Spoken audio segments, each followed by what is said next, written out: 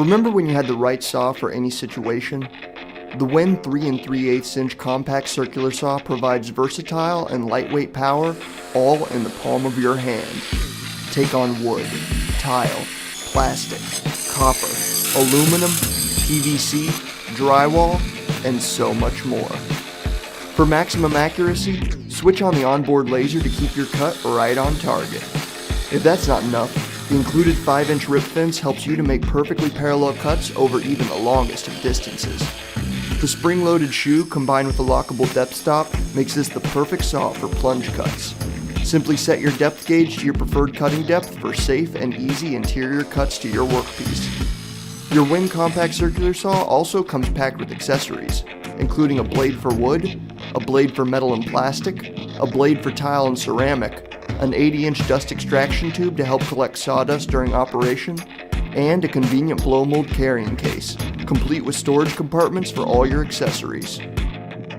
Remember when you had a saw that could take on anything? Remember when you had to smooth out those joists? When you needed to easily fix a stubborn door or make 2 uneven boards flush? Now you can do all this and more with the Wen electric hand planer. The 6-amp motor provides up to 34,000 cuts per minute through even the hardest of woods.